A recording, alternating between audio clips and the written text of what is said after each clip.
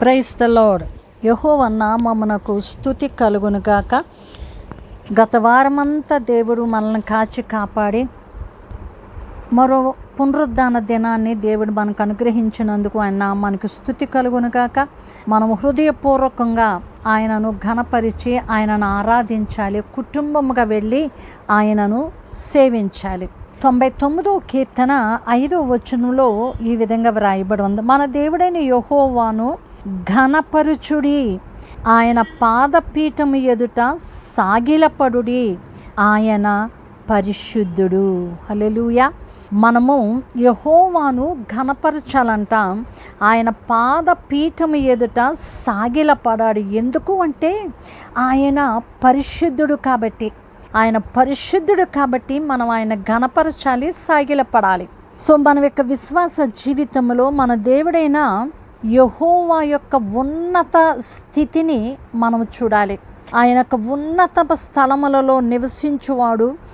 ఆయనను ఆరాధించడానికి దేవుడు మనకు ఒక అవకాశం ఇచ్చి ఉన్నాడు.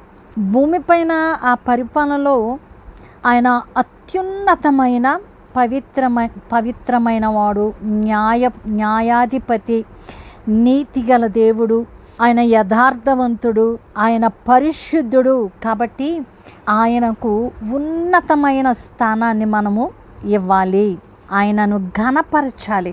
అంతేకాదు ఆయన తన ప్రజలతో నిబంధన చేశాడు.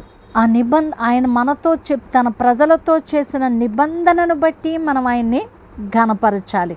భూమి ఆయన పాదపీఠము కదా.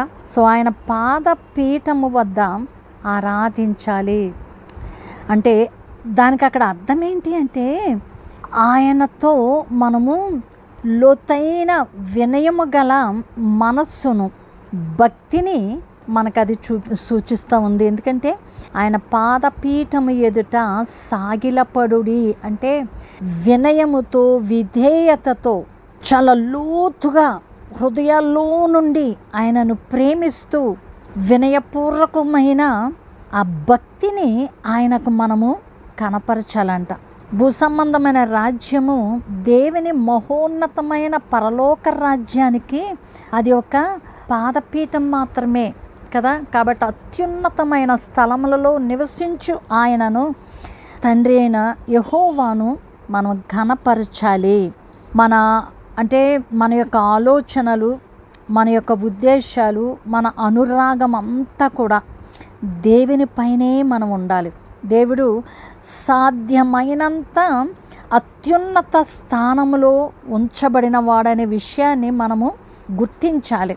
ఆయన సార్వభౌమాధికారము కలిగిన వాడు, ఆయన సర్వాధికారి అయిన దేవుడు. కాబట్టి ఆయనకి ఇవ్వవలసినంత ఘనత మనం ఆయనకి ఎప్పుడు కూడా ఇస్తూనే ఉండాలి. మనం వినయముతో, విధేయతతో మనలను మనం తగ్గించుకుంటూ ఆయనని హెచ్చిస్తూ భక్తిని మనము కలిగి ఉండాలి. దేవుని యొక్క ఆయన రాజసింహాసనం మీద ఆయన కూర్చుని ఉన్నాడు. ఆయన పాదాలు ఉండే పవిత్ర స్థలము వంటి నిర్దిష్ట పవిత్ర స్థలాన్ని సూచిస్తూ ఉన్నాయి. ఆయన పాదపీఠము ఆయన ఉన్నతుడు కాబట్టి ఆయనను ఘనపరచాలి. ఆయన పాదాల దగ్గర హృదయపూర్వకంగా వినయముతో, విధేయతతో ఆయన ఎదుట సాగిలపడాలి. అది ఎందుకు అంటే ఆయన పరిశుద్ధుడు. లోకంలో ఎవ్వరూ అలాంటి వారు లేరు. పరిశుద్ధుడు, పవిత్రుడు, యథార్థవంతుడు, నీతిమంతుడైన వారు ఎవరు లేరు. చెప్పుకుంటారు కానీ వాళ్ళలో నీతి లేదు. కానీ సర్వాధికారి అయిన దేవుడు, సర్వ సృష్టికర్త, మనలను ప్రేమించి మనలకు నిత్యము తోడైన దేవునికి మనం ఏమి ఇచ్చినా ఆయన రుణాన్ని తీర్చలేము. కాబట్టి ఆయన్ని ఉన్నతంగా ఘనపరచాలి. ఆయన పాదాల ఎదుట మనం సాగిలపడాలి. అట్టి విధంగా ఆరాధనకు మనం వెళ్ళినప్పుడు మన హోదా ఎంత పెద్దదైనప్పటికీ దేవుని పాదాల దగ్గరికి మనం వచ్చేసరికి మన హోదాలు తీసి ప్రక్కన పెట్టాలి, మన ఔన్నత్యం తీసి ప్రక్కన పెట్టాలి, మన అధికారం తీసి ప్రక్కన పెట్టాలి, మన యొక్క గొప్పతనాన్ని లేదంటే మన యొక్క ఐశ్వర్యంని అవన్నీ కూడా తీసి ప్రక్కన పెట్టి ఆయన ఎదుట సాగిలపడ్డం అనేది మనం అలవాటు చేసుకోవాలి. అప్పుడు దేవుని యొక్క ఆయన ఉన్నతమైన స్థానాన్ని మనము ఘనపరిచిన వారిగా, ఆయన పాదాల దగ్గర సాగిలపడిన వారిగా ఉంటాం. అట్టి కృప దేవుడు మందిరానికి వెళుతున్న ప్రతి ఒక్కరికి అనుగ్రహించునుగాక. సకల ఆశీర్వాదములకు కారణభూతుడా మా యెహోవా, పరిశుద్ధుడా, మహాగణుడ, మహోన్నతుడా, మీ పరిశుద్ధమైన నామానికి మీకు స్తోత్రాలు చెల్లిస్తూ ఉన్నాం.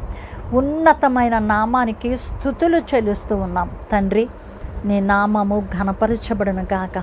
మేము ఏ విధంగా మిమ్మల్ని ఘనపరచాలో, ఏ విధంగా వినయ విధేయతలతో మమ్మల్ని మేము తగ్గించుకుంటూ, మిమ్మల్ని హెచ్చిస్తూ మీ పాదాల దగ్గర సాగిలపడాలో మాకు నేర్పించి మీరు మహిమ తెచ్చుకోండి అయ్యా. నీ మందిరంలోకి వచ్చినప్పుడు మేము ఏ విధంగా సాగిలపడాలో, ఎలా మిమ్మల్ని గౌరవించాలో, ఘనపరచాలో, మహిమపరచాలో, ఆరాధించాలో, స్తుతించాలో మాకు నేర్పించి మీకు ఇష్టమైన బిడలుగా మమ్మల్ని చేసుకుని మీరు మహిమ తెచ్చుకోనమని నాయన, ఆరాధనకు ఎవ్వరూ కూడా ఆటంకపరచబడకుండా కుటుంబాలుగా వెళ్ళి మిమ్మల్ని స్తుతించి ఘనపరిచినట్లుగా మీ కృపను అనుగ్రహిస్తూ ఉన్నందుకు మీకు కృతజ్ఞత, స్తుతి, స్తోత్రాలు చెల్లిస్తూ యేసు నామమున ప్రార్థించి పొంది ఉన్నాము తండ్రి.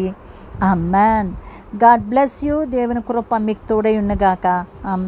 మీ ప్రియ సహోదరి షారోన్ సువార్తరాజు. షలోమ్.